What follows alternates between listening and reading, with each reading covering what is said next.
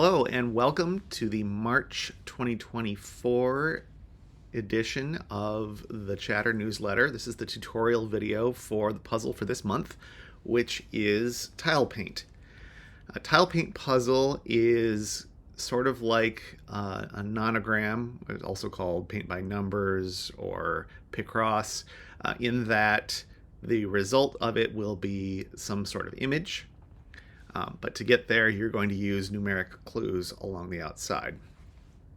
In Tilepaint, you have numbers that tell you the number of cells in that column or in that row that are shaded. It does not tell you whether they are clustered together like you would get in a nonogram. So it just tells you total in this row there will be 7 shaded cells, for example. In general, in a Tilepaint, you might have additional clues inside the grid, but none of the examples that we're going to look at this month have that. In addition, Tilepaints have dark borders around some regions inside the grid, and the puzzle rules state that within one of those regions, either everything is shaded or nothing is shaded. And in fact, the interface here will enforce that for us. So let's look at some of the deductions that you'll be looking for as you solve these. First thing you'll do when you look at a puzzle like this is count the lengths of the sides. In this case, we have a 10 by 10 grid. That's going to be useful in reducing our counting later on, to remember that. Then we can look at very small numbers or very large numbers usually, and how they interact with things in the grid. So, for example, this 1 in this row down here.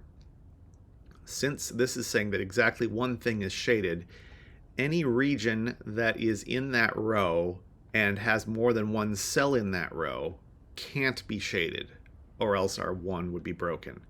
So we can immediately mark those two as unshaded. You can do the opposite logic with very big numbers. So this 9 says that all but one of the cells in this row are shaded. And just like we knew that this couldn't be shaded down here, we knew that this has to be shaded up here, because if this region were unshaded, we'd have 2 unshaded and we couldn't get 9 more. So that gives us this one and that one as shaded right away.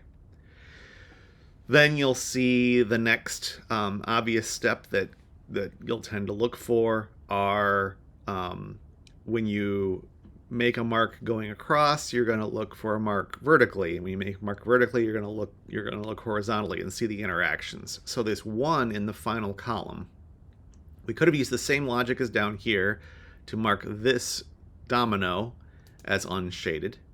But in fact, because of what we did with this row, we already have a shaded cell in that column. So that is that one clue is replete already, and we can't shade anything more. So all the rest of that column is unshaded. And so just like we can go from across to down, when we finish a column, often it will have repercussions in adjacent columns, and the same thing with rows. So let's look quickly at the next column over. This is a 4. We have 1 of them. We need 3 more. We have 4 possibilities, and 3 of the 4 have to be black. So this domino is going to have to be shaded. So it's kind of the same logic as the full row version, but you'll have to kind of go to that second order once these things start filling in to get the trickier clues. So that means this one is definitely shaded, and then one of these 2 is, but we don't know which one off the top of our heads. But let's look at the next column, because this clue snuck over into that one as well. This is an 8, so all but 2 of these are shaded, and we already have one of the 2 that we need unshaded. And so whichever one is the other unshaded one has to be a single. It can't be any of these dominoes or larger pieces that have two cells in this column. So all of those must be shaded. And so now we can go back and forth. I'm going to do this, and you could do this meticulously by going row by row. This first row, for example, is done now because we need exactly one cell shaded. Can't be any of these with two in the row, so it's got to be that one. This one's done. We've got 1, 2, 3. We need two more. It could be either of these. We could go through like that, but I tend to kind of hop back and forth of the ones that are the most obvious or that touch the things that I've just done. So I see this 7 coming across. For example, let's look at what we could do with that. We know that all but 3 of these are shaded, and we have 1 unshaded here. So this one is not going to give us as much information, but I think it's worth talking about. It means that we're going to have exactly 2 more unshaded, so either it's this domino, or 2 of these. Now, by itself, that kind of thing won't give you much, but in trickier puzzles, you will often need to understand those either-or situations and deal with them. So let's look at any more low-hanging fruit type things. Let's look vertically. So 3, we already have all 3. That one is just done. And so we were just thinking about these 7s and already said it's either this domino or 2 of these that are unshaded, and now we know which one. And in fact, we have all 3 unshaded done. The rest have to be shaded.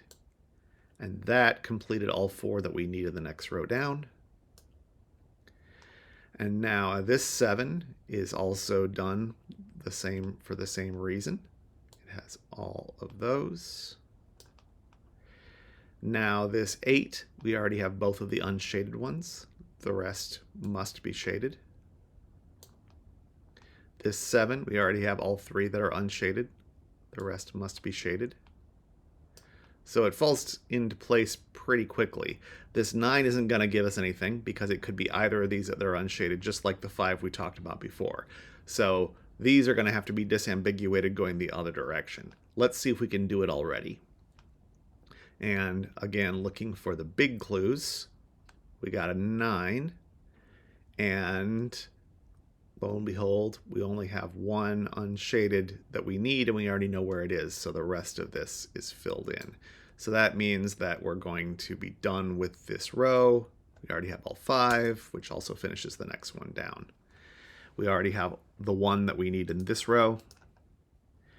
This one looks like it's almost done. We need 8, and in fact we have 7 and only 1 hole left. So let's fill that in, and we are done. And just to be tidy, we'll unshade that last one. And there you have the beautiful bird picture.